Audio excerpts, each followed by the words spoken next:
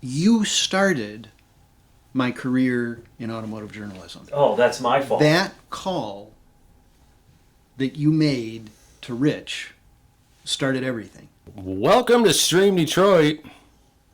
I forgot how to do the intro. It's been a while. Brad Fox is here. I'm Mike McClintock. And we have a special guest today, Rex Roy. So this is season 4 now, and episode XX. Right. So not 3X's, because 3X's is, it's either on the bottle of a cartoon liquor bottle, or it could be nefarious and pornographic. But so it's just XX, 2X's. Mm-hmm. 2X's. Well, it's great to be back again, Mike, and thank you for another great episode. And we're delighted to have Rex here with us. Rex and I have known each other for several years, and Rex has a fascinating career in advertising, journalism, advertising royalty. We can talk about that if we talk about that. But Rex is launching a new venture, which we're really excited about, because for StreamDetroit, as everybody knows, we talk about a couple things on the show. We talk about Detroit, we talk about digital media, and we talk about startups. And I think my career snapshot touches on all three of those. So Rex, welcome to the show. It's a pleasure to have you here. Thanks, guys, for having me. Really appreciate it. Mm-hmm. This is going to be fun. Yep. Cool. We'll solve lots of problems. We probably will, yeah. So I guess, going into COVID, everybody was doing something. But if you're coming out of COVID, if we ever come out of it, and you're doing the same thing, you probably didn't spend your time very wisely. So what's new? What's been going on with you? You been doing anything different? Oh my goodness, everything's different. So I am presently a refugee of the event marketing industry. Obviously, thank you COVID, there are no events, which means there is no event marketing because there's no place to do it and no one to market to. So the company that I worked for, very good company, Jack Morton, is a mere shadow of itself. And a lot of really good people, a lot of really talented people were furloughed and or laid off. And I have the lucky distinction of both. Congratulations. Thank you very much. It is a tragedy on the national scale because an entire industry's gone. People can't go to concerts. People can't go to sports. There are no car races anymore. That was one of our big things at Jack. So a whole transformation. And so what do you do when you can't do what you've been doing? And like everybody in Detroit who's been through this and has been on that roller coaster, you just 6 times. Something else. Yeah, you just figure something else out. This is now the 3rd time I've been separated from a company, shall we say? Downsized. Insert politically correct terminology here, right? Yep. Well, it's so a lot of people have been affected by it. I mean, literally millions of people have been affected by it. So, tell us a little bit about that transformation. I mean, I think that's one of the great things about Detroiters is we are salt of the earth. We get right back up. We don't wallow in our own self-pity. We just get back up. And in your case, you started something kind of completely different and completely new. So tell us a little bit about how you kind of came up with the idea, and what is My Career Snapshot? Sure. At its most fundamental level, it is absolute self-preservation. Mm-hmm. So, going into the shutdown in March and April, anybody with eyes could see that this was going to be pretty terrible. And I started thinking, all right, we're going to go into an economic dip and things are going to get ugly, and I should probably start preparing for job loss.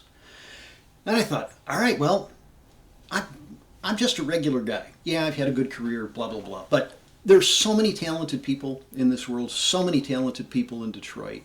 There's so much experience, and I actually say this affectionately. There's a lot of gray hair in this city that just knows how to get stuff done. And one of the things I love about Detroit is that Detroiters get stuff done. That is how the city works. That's how the city has always worked. And I knew that whenever we come out of this, economic malaise, there's going to be a ton of competition to re-enter the job market. And I thought, all right, what can I do to stand out?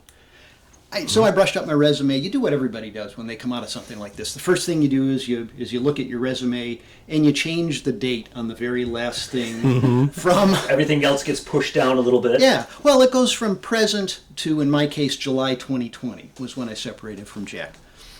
It's like, okay, well, the resume is done. That really doesn't do me much good. You know, you optimize it for applicant tracking systems, and every time you send it off, it's like going into a black hole. You know, no radio transmissions come back out of the black hole. I thought, I need something to start a conversation. And so I took a cue from the way that the team at Jack Morton often presented pitch decks. And they would focus on metrics. And every career coach and every resume writer I've ever talked to has said the same thing. You need to focus on personal metrics because metrics sell, metrics communicate. And I think it was Pythagoras that said, numbers rule the universe. And it's true. Numbers rule the universe because they're a quick read. And if you pick the right ones and explain them properly, they communicate really quickly. And so I called a designer friend of mine who I had worked with at one of the local post houses here and told her what I had in mind for doing my own page of personal metrics, and I wanted it to be a graphic. And she worked with me, and it took us a couple of weeks. And it was a really neat process of kind of discovery on my end, pulling out the metrics that actually mattered. Because I've had a crazy nonlinear career. I've been all over the place in a lot of different areas of communications and marketing. And so, especially to HR people, they look at me and they don't know what to do with me. I don't What fit. bin do you go in, right? Yeah, and I'm not a bin guy at all. And so this graphic needed to communicate a story that could actually make sense to somebody if they looked at it. And so this is what I came up with.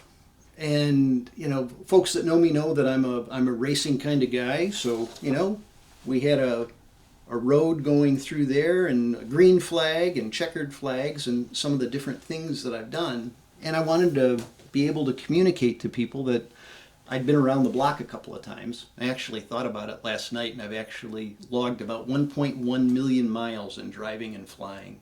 So That's a lot of miles. But it also, in this context though, Rex, I think what's kind of neat too is I love the graphics, and we talked a little bit before the show about, you know, being a visual learner. I love this concept. But even though it's very numbers driven, it still shows some personality, of your personality coming through. Like you mentioned, this little winding road, you like cars, you like racing, that's your forte. Don't hide it. Talk about it. But it also allows part of your personality to come through, even though it's just graphics and numbers. yeah, and it does that better than a resume. I mean, people can read on my resume and, you know, they'll see where I worked and I went to the University of Michigan. It's like, rah, rah. And if they get all the way down to the bottom, they'll realize that I graduated from the Bob Bondurant School of High Performance Driving and that I learned how to off-road from this guy named Mark Smith, who was a legendary Jeepster guy. He like wrote the book on off-roading, and I did that back in the back in the 80s. And you know, they'll get to see a little bit of the personality, but they really have to dig for it. Where the infographic puts it right in front of them. And So how is and I think the obvious question is, you know, thinking about what has the reaction been in the kind of, I don't know, people who are on the receiving end of this, like I guess the HR teams, or people who are writing resumes, what has been that kind of reaction to my career snapshot? there have been two really distinct reactions to this. So when I got it done, I put it up on LinkedIn and showed my community. And I don't have a huge community on LinkedIn, but it's big enough. And I got a super positive response. And multiple people, especially recruiters, went, you need to figure out how to make something like this available to people and affordable. So they can make their own. So that they can make their own, or that they can have professionals do it for them. Because there are ways that you can make something like this on your own, but it's not easy. I mean, I'm a creative Plus, it's writer. intimidating if you were going to try to make your own infographic Sure. like that. That would I be mean- intimidating for somebody that's never done that before. But if there's a a service that executes it, Sure. you know, you can come up with your numbers and the things. Well, But- even coming up with the numbers can be kind of challenging because people often don't think of their career in terms of numbers until you really start asking questions and probing and, you know, what was the biggest budget that you ever managed? You know, how many sales leads did you generate? And when you really start to ask questions like that normally people don't ask of themselves. But when you start asking those questions and you dig, all of a sudden those little gems rise to the surface. But then it's like, well, how do you illustrate that? What does that stuff look like? And you know, you could say that I did TV commercials, but you know, this is a static piece, and honestly, people will be looking at this digitally, not print. And so, you know, you can't have all your different TV commercials up here, so you need an icon that represents that quickly and succinctly.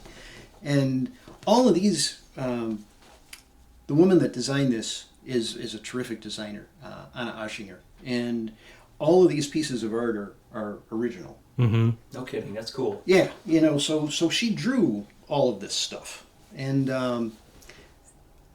that certainly wouldn't work for anybody who was, you know, not motivated to spend some serious C-suite style money, you know, to go down that direction. We needed something more simple, and we came up with something more simple. But I want to get to the question, which was what's the negative? The positive is that it's a fast read and it's visual. The negative is that you really still need your resume to be optimized for an applicant tracking system because this can't be scanned. This is not a resume replacement. It's a supplement. It's truly a conversation starter. And It's an attention getter. it's an attention getter. And it's so Maybe they'll different. dig you out of the stack of stuff in the ATS. Well, because of that. provided that you can actually get a human to look at it, you know, that's really the key. And it's like, how do you do that? And you do it by networking. Yeah, you do it by finding humans that you can send it to, that will then. But you can use this on Instagram. This can be in Absolutely. your LinkedIn feed Yep. multiple times. Yeah, It's it's tweetable. it Facebook. is. Well, even you know. LinkedIn, you know, it's a different format of your resume. It's still that traditional resume look. It's like, here's my most recent one. Before that, I did this. Before that, I did this. And here's why I went to school. And here's my volunteer stuff. Yep. Or And however- shameless self-promotion on LinkedIn right now is perfectly fine. Everybody realizes what's going on. So, you know, if you give somebody something to forward, they'll pretty much do it.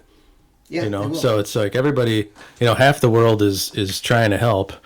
And even the ones that are being helped are still trying to help each other. So, I mean, you got to have some kind of something. You've got to have a currency to be able to throw around a little bit. And this is a perfect example of, you know, because nobody's going to read 5,000 words to figure out how to give yourself a referral, right? Because right now, if you want to get people to refer you on LinkedIn, you got to hurry up quickly. You know, what's my elevator pitch? Well, there's your elevator pitch right there in graphic form. And that's going to be a lot easier for all of your extended network to be able to figure out, oh, I should send this over to Bob or Joe or Phil. Yeah. Yeah, I think it's a great door opener, and I think it's kind of it's like a bilateral, meaning people who are on for a applicant or a person looking for a new role. It's like, send me your resume. It's like, well, I've got something better. This is an attention getter, a door opener, however you want to position it. So I think, and it's different, and it's relevant, it's differentiated. And the people who are on the receiving end, this is like people who are HR departments or hiring managers looking at this thing thinking, geez, what is this thing? You know, it pulls you in, and then you can, okay, I got to see this person's resume. I got to see Sally's resume or their LinkedIn profile, which you could probably include in there, right? Just to give somebody a link out onto the. Yep. But my point is, like, this is such a unique, clever idea for, especially for people like me who are visual learners. It's like, holy cow, this guy, you know, worked on over 500 vehicle launches or whatever the numbers are. Then that person, you've drawn them in, then they can kind of go dig in a little bit. 120. 120 vehicle There we go. launches. Thank you so very I much. was And mildly I exaggerating. just looked at it upside down from here, but it was relatively obvious that he did 120 vehicle launches. And we did, when you receive these in PDF form, and that's how they're delivered to customers, the email is active, so you can click on that and it queues up the email. And there's also an active web link, and it can go to your LinkedIn profile. If you've got a portfolio, if you're a creative person, it'll go right to your portfolio. So we've got those active things programmed right in. So how do people who want to, our viewers, both of them, how do our, no, there's more than two. Is it Three. Three, it's three now. So how do people, My where do mom. they find this, and where can they find out more about My Career Snapshot? Sure, simple. MyCareerSnapshot.com. That was That is really easy. That was easy. That was a bump and a spike, just like that. Yeah. To use Yeah. Can you hit it twice though? volleyball analogy. So, and what does the process typically look like right now? I know that you're kind of in launch mode, right? So this is a critical period for you. You're in launch mode. So what does that process look like if I'm a person who's looking for a role, or somebody who's on HR looking for, as a potential solution? What does that process look like, either for a consumer or, I don't know if there's another revenue stream on the other side, meaning the B2B side. Sure. What does that look like? Sure. So it's definitely going to be multi-channel. We want to connect with people who are in the same position that I'm in, and millions of other people. This is a really easy way to get a graphic together, and it's professionally designed. A guy that I used to work with at Jack put this one together, and we've got a couple of different formats on this style.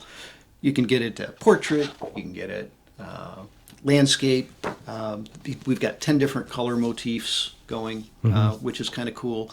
And all the iconography that's in there, we've got a big library, and what we don't have, our guy can draw, which is really neat. So we're able to add illustrations to the metrics that work for that real quick visual read.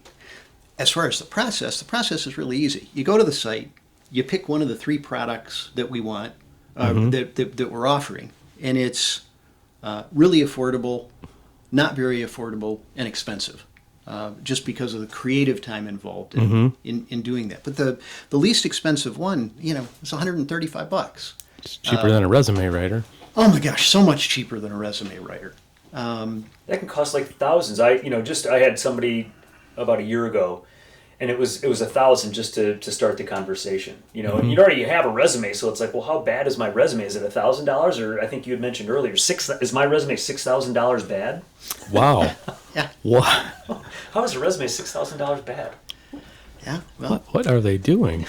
they're just Turning it spending into poetry? They're spending a lot of time on it, I guess.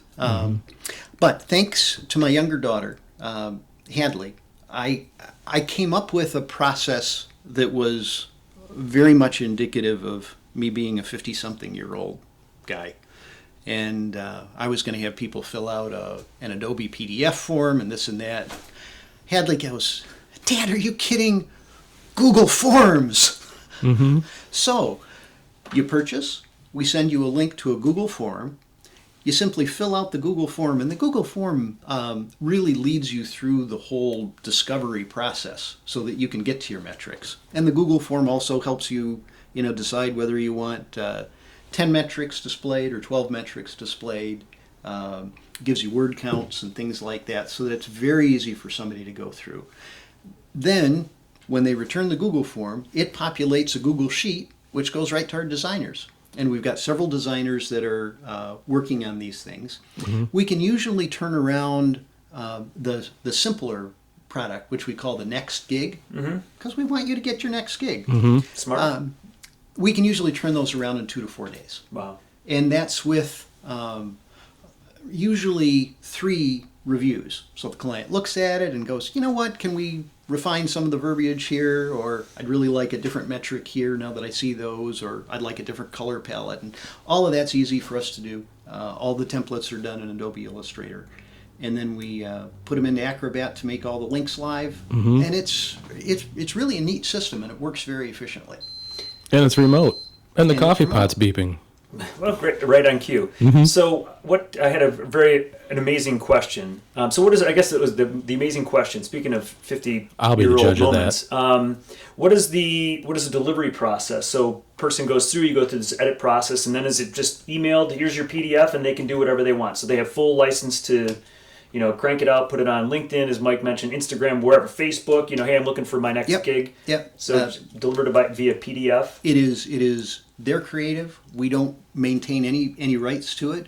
We do keep it on file so that if you want to have it updated in a year, we'll happily go back in, and for a small fee, we'll go in and we'll change stuff, and we'll keep the file if you want us to keep it, so that when the next devastating thing hits and we all need to revise stuff again, we've got it on file and can go back and revise it. And it's so smart. I think it's such a great 1-2 punch for people who are looking, because as I say, it's that two-way street where you have, people who are sifting through hundreds and hundreds of applicants, right? Because there unfortunately are literally millions of applicants out there now, meaning people who have been, displaced in the workplace. But people who are reading a lot of these, or even the ATS systems, yes, it's like a big Google search algorithm, but at the end of the day, it's like, how are you going to stand out? So it's like, man, this is a great way to stand out. And then for somebody to show something that's very unique to get your foot in the door, I think it's brilliant. It also works for companies, because I kind of used the germ of the idea from where I was working before in those pitch decks. I think that these things can also be done for companies, and I think especially that would really freelancers. help. Yeah, I think it would work great for both of those. But even for, I have a lawyer that's considering doing one right now, and for his law firm, I think it makes a lot of sense. So those are two direct consumers. Another channel would be working with career coaches and recruiters, and I would hope that this would recruiters and coaches call me. And they can reach you at the link in below. By the way, if you like what you see, please subscribe to our channel and like our videos. And even if you don't like our videos, like them anyways. There we go. There we go. If they're working with clients and they think that they could benefit from something like this, we'll pay referral fees, or we'll come up with some type of an affiliate marketing program so that they can get compensated for that. And once the volume starts to happen, I think that could be a secondary revenue stream for them as well. Yep, everybody's looking for revenue streams. Everybody's looking for a different revenue stream. That's right. And even like that was something that I learned several years ago. It's somebody said multiple revenue streams. Well, I've got a job for the moment. Maybe, right? So it's like multiple revenue streams. And so I think as a business, you're thinking about it the right way. It's not just, individuals, but it's potential partners, like you mentioned, B2B kind of angle as well.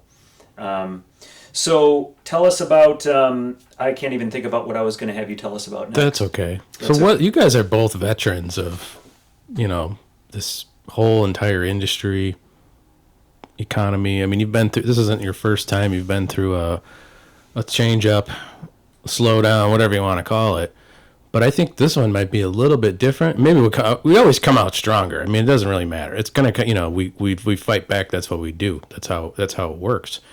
Well, what do you think is going to be different about the advertising industry on the other side of it? It's going to be more remote. I mean, is the road warrior going to come back? Do you think? Do you think it's going to be different? Do you think it's going to be more remote teams?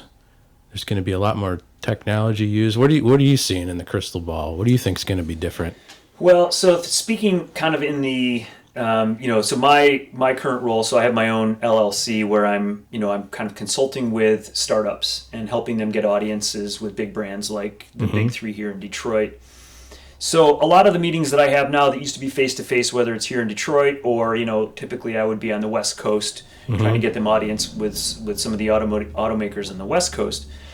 So like this afternoon, I've got a call with somebody on the West Coast. So it's just, everything is Zoom. It's going to be different, but I think, it's going to open back up, but it might not open it back up to the extent that it used to. But still, I think in the advertising business, even though programmatic advertising and, all that stuff has shrunk the industry to a certain degree, I think there's still that personal relationships that are very, very valuable. And I don't think that part will go away. I just think it won't be maybe as important. And people who can work from home, I think some people will choose to, I like working from home. I personally don't, because I think there's too many distractions for me. Plus I like the human interaction. So it'll shrink a little bit. I just don't think it'll be like this draconian, everybody's working from their basement, for the rest of their I don't know lives. if it would be draconian, but at least it gives you an option. Like in your case, for example, you could be in San Antonio, Right. San Jose, and saying something else.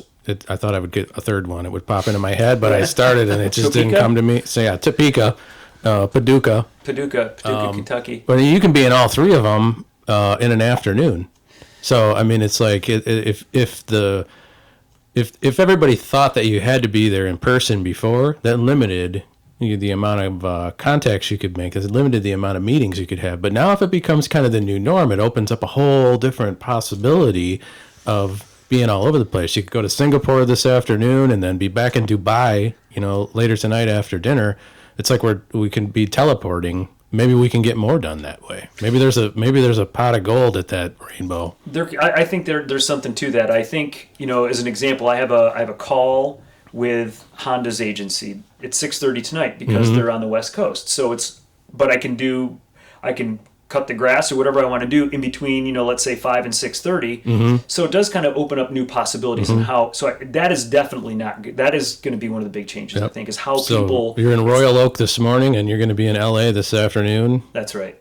And it's not just that linear 9 to 5 or whatever in the advertising world. Probably more like 7 to 7 in some cases where you're But I think it just that travel time. Whether you're live in the east side and commute downtown or commute to Troy, like I used to commute to Troy, that was, an hour and a half every day of my life that I never got back, right? But that hour and a half now that you can, get another meeting in the books or two meetings in the books. So, I think there are some benefits. It's just me personally, I think there's way too many distractions from doorbells ringing to dogs barking to, kids That's walking. why I come here. I can't work at home. It's tough.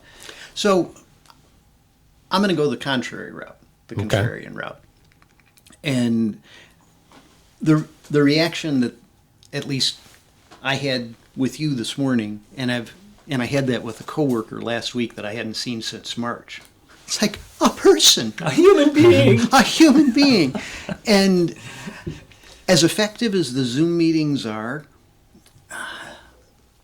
face-to-face interaction is just irreplaceable. And I think that as people, and I am definitely an introvert. I mean, I might seem extroverted. I'm really an introvert. Most writers, which I am, are introverts.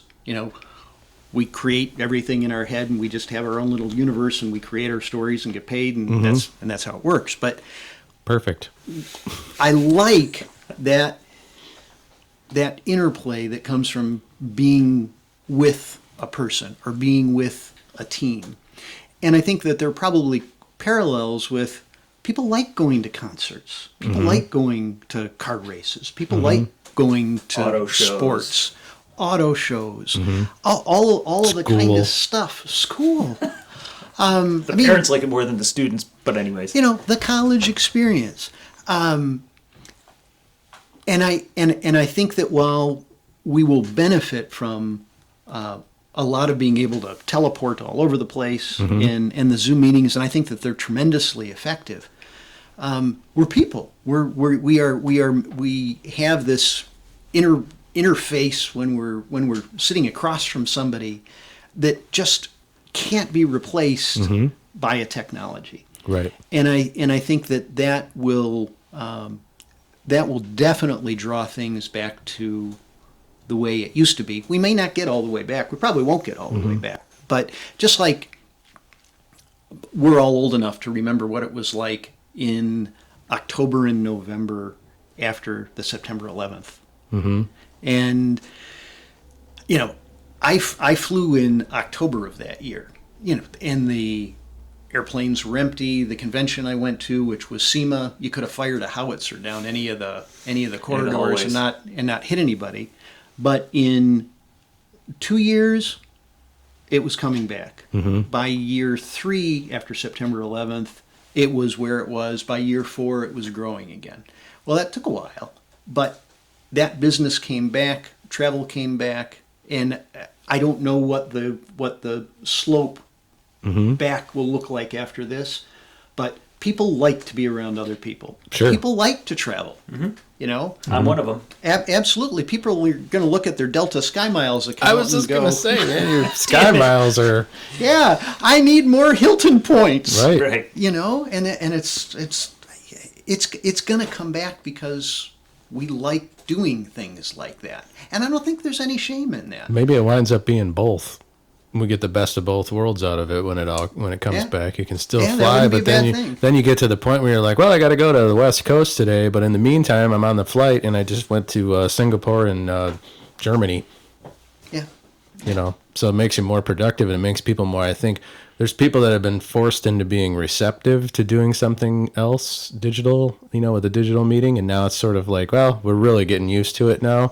So it's like an extra set of tools in your toolbox, especially if you need to make a lot. I agree with that. I think efficiency will come out of the back end of it, right? Because people have been, pre-COVID or pre-9/11, for example. It's like you have this 9 to 5, and now you have this option of working from home. And I think the size of offices will, like downtown areas, will potentially shrink because I think smart employers will give their employees the opportunity to. Do you want to come into work every day, or do you want it 3 days a week, 5 days a week? I think this is something I've got to say. True. I hate the open office concept. By the way, which I can tell because that article that you wrote recently on LinkedIn that got, I don't know, it was like 17,000 or 18,000 views about your situation at Jack Morton. Yeah. And it gives me hives thinking about that cube. Not even cube. You don't. It's not even cube. It's a table. Yeah, at a table. This would be, four people at it at a, who hates it is programmers. So it's impossible. Who's with me out there? Who hates the open office concept? There we go. Yeah, because it's awful. It's awful for thinking. Certainly for writers and creative people that have to get in their own headspace to produce deliverables. It's terrible. It's terrible for account people who have to be able to focus on what they do and plan their programs and track programs amid distractions. It's terrible for the writer that's next to the account person. Oh my gosh, yeah. People knocking on your table like, "Oh, hi Rex, can I ask you? Hey, I was in my own headspace." And noise canceling headphones are great, but it's like that should be the first thing to like don't mess with me right now. But I agree. It's like it's massively distracting, and having worked in the ad agency world and I remember I think it was at Darcy when you and I worked together at Darcy. Some of the creative people, that's when you actually had cubes. They would put like a roof over their cube just to give them to get in their own headspace, And I think there's this, battling of like the account person. Where's the creative? And it's the client stinks and they won't approve it. And it's like, well, just let me have my own personal space so I can think and give you what you're asking me for. The deliverables. But imagine what might happen if we actually can dynamite the concept that the open office concept is good and good for collaboration. Baloney. Zoom works great for collaboration. We don't need the open office format. But imagine if companies started to offer offices as a perk. And because nobody ever said, "Hey, son, just think, work here 20 years and your 36-inch table could become 42 inches. That's amazing. Nobody ever says that. That's great career pathing. It is. But you know what? There is something very nice about being able to go to work if you're the kind of person that likes to have their own space and have an office with a door, maybe a window. Right. Or so you a can get your barrier of stuff some done. ilk. Something like that. But I hope that the response to COVID absolutely detonates the open office concept because nobody really likes it, and the only people that liked it were the HR people who were pushing it because the finance people were telling them to sell the idea. It's an open concept and collaboration, and it's a lot of noise. It's very noisy. One of the companies that I worked for was based in New York, and I was in New York probably 2 weeks out of a month. And it was in Hudson Yards, which is this massive new development in New York City on the west side. And, beautiful buildings, modern, but holy smokes, noisy as hell. Like trying to get anything done. Like, even if I was visiting and I'd have like this little desk that was usually open when I would go to visit. But there's so many distractions, noise, visual, and, people, hey, like that's not a door. Yes, you can knock on my desk, but it's just so distracting and so noisy. Can't be productive. And, I agree that it's... Oh, sorry, Mike. I just blasted Mike's ears off for the third time. Hang on a second. Whammo. Sorry. Turns out this metal table is tympanic. Yeah. Wow. That's like a haptic high five. It is a haptic high five of tympanics. Maybe we'll figure out, though, to your point, that there is a lot more productivity for the introverts or the people who, need time and long stretches of focus to produce, written things or code or things like that. Maybe we'll find out that, hey, these people are far more productive when they're not sitting in, basically the 5th grade lunchroom. Basically. The executive, I think it was an EVP, my direct report at Jack, his double-sized desk overlooked the kitchen. And I felt so sorry for him. But twice as long as the sound to come through from the double-sized desk. Oh, that is true. And the smells. Yeah. Sound, sight, and smells. But his the current position he has was better because he was by the men's room before. So it's like, seriously? You're doing that to an EVP? What are people thinking? Lamentable. Well, maybe kind of bringing it back to my career snapshot. I mean, this is like a great, way for teams to like a company to stand out from, if they're trying to promote themselves, or, again, it's like, how do you stand out in the crowd? And I think, and cubes and not even cube farms, but just like that open concept is just not a way to stand out. And yeah, this is the antithesis of a cube farm. yeah, yes. It really is, because it lets the individual be the individual, and it lets them show their stuff immediately. I mean, it's such a quick read. And I've had, on the plus side, I've had recruiters especially tell me that the amount of time that a hiring manager spends looking at somebody's qualifications is usually 3 to 6 seconds. And that means that, they're reading a 900 or 1,000 word resume, so they'll just read the first couple of lines before deciding whether they go on or not. And that's even before they've gone through the ATS systems, right? Correct. So, or that's redundant, the ATS.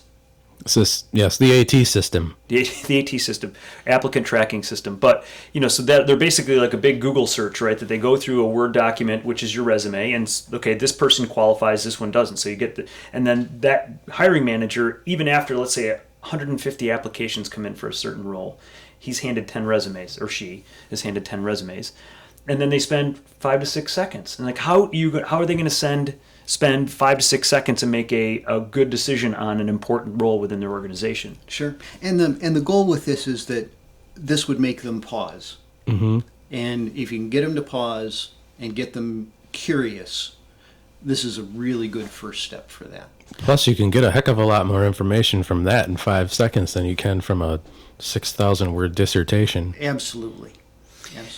So I think this is so brilliant. So you're getting a lot of momentum. You're getting a lot of press as you were, and thanks again for being on our show. So what are some of the things what's next for you? I know that you've got some. It sounds like you might have some upcoming interviews and stories coming out. What's next for you and for My Career Snapshot? What are some of the things that you're kind of forward looking? What are you thinking about? If my hope is that My Career Snapshot will hit a critical mass, and you really need that in a startup for it to really become a going concern. Right now it's not a going concern, but I think that it can be, and it will be. I'm hoping that we're going to have some press in September. I'm excited to see what kind of reaction we get from this, and I'm really grateful for this. Thank you guys. Well, we're grateful you're here. I think that it has value, and I'm going to continue to push it. For me, I actually am using my snapshot weekly. I'm using it to start conversations, and it, honest to goodness, works. I cold called somebody at Boston Consulting, and it worked. And so I've started a conversation with them. That's amazing. I think that's such again, it's like one of those things, like, what do you have to lose, right? And a person sees this versus, a nameless, faceless resume. it's going to stand out. It's like, I'm not sending you my resume. Here's my career snapshot, and it's just a PDF, and you just send it, and the person opens it, it's like, holy smokes, this is so different. It's like, I want to learn more. So I'm glad to hear that it's working, right? It does actually work, and the clients that we've had have been very pleasantly surprised with how well it's been received. One of them is a young freelance writer, and she said that the reception that she's gotten from her network has been exceptionally positive, and it's reinforced the decision that a number of the people that are already in her business network, it has reinforced their decision to have her as part of their team. And those are the kind of stories that you love to hear, that it's actually making a difference in somebody's life. And yes, I want this to be a business, but there is a social component to it. And, I can't be so crass as to just go, you know what, this is a money-making venture. Well, it is also a social venture in that if I can help somebody get a job by having a professional designer do one of these things, that's a good thing. That's a net positive in a different column. And I really hope that it does work, because the job seeking process that we have, the modern job seeking process, is awful. Yeah. It's terrible. It's dreadful. I mean, I can't tell you how many resumes I've sent with not even a go away. Just you send a resume, whether it's through LinkedIn directly, and it just goes into a black hole. And I would say 7 times out of 10, not even you get the thank you for applying if we feel that, but not even a courtesy like you stink and we don't like you. Right. I would say 7 times out of 10, you don't even get a 7 times out of 10. Closing loop in some fashion. 7 times out of 10. What did I say? 7.2 times out of 10.3. Roughly. Again, maybe that's a 7.2 you can put on. The current resume system is a terrible system. But I agree. It's like it goes into this black hole. The applicant tracking systems, they're not broken. They're doing what they're doing, but they're just sifting. They're doing Google search on somebody's resume, and that's not a way to pull out the personality, the career. Again, keyword searches. It's not even sophisticated. It's a keyword search that it doesn't matter, because, of course, people are going to put the right keywords. They could be the worst, XYZ there is. They're still going to put that on there. It doesn't help.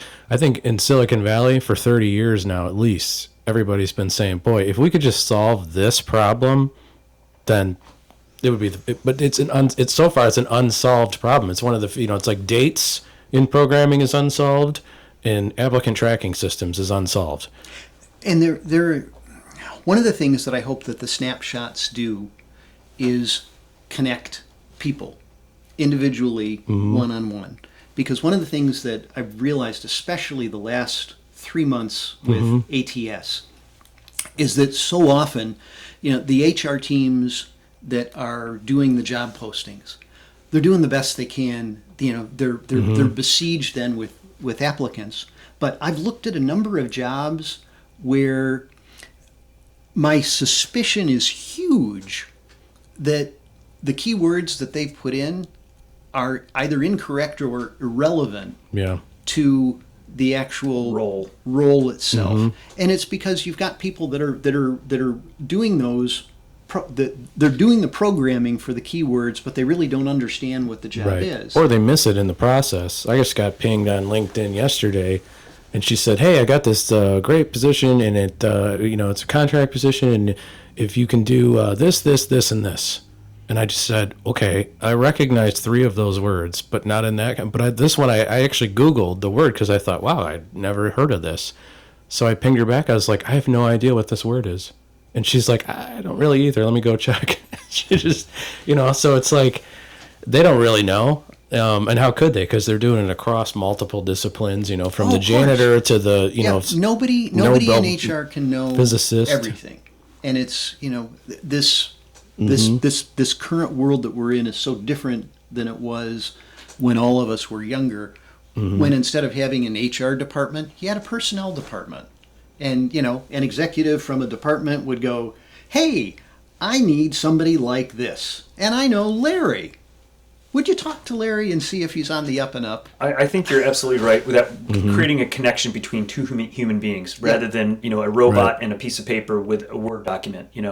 I think that's smart. That's part of what this is. I mean, we have an amazingly complex, some people call it the surveillance system, but we have all of these connections and all of this ability right now between LinkedIn and Twitter and Instagram and TikTok, because you're probably on TikTok like all day. All day. We can't even get you to put your phone down. As a matter of fact, the Communist Party in China knows me. Right, and it knows where your locker is. Yeah.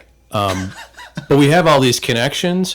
Why aren't we using that in order to make, to do the old school, hey, who do you know kind of a thing? Why is there not a referral-based setup system for all of this? The whole idea of that you're just going to post an ad out there on some job board with a bunch of keywords and then filter on that is absurd.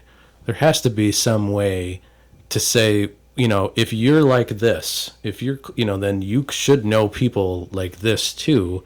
And we should be able to ask people how to do that. And maybe this is part of what this conduit is. This is a conduit for that, to help people share that. Because if you have a description visually like this that lends itself to the 3-second rule on social media, and you can share that, then you're building that network of how to get people to introduce each other to the right kinds of things without having to resort to 9,000 words on a keyword, because after a certain point, all of the words are there. So then everything becomes meaningless because 9,000 people have the same 9,000 words, which puts us right back into this, we're at square one where we were like before we did that. There's just no meaning to it. And that's what the resume writers do.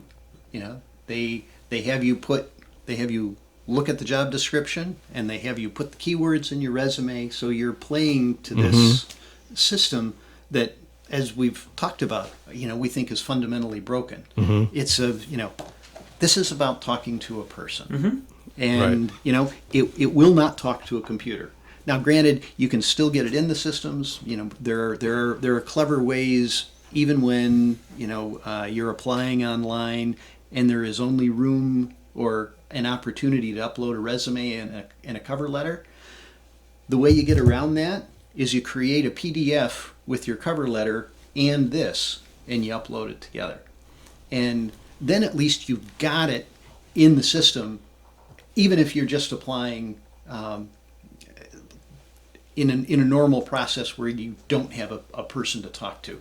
At least you're trying to get this in front of a person. And I think that could help people.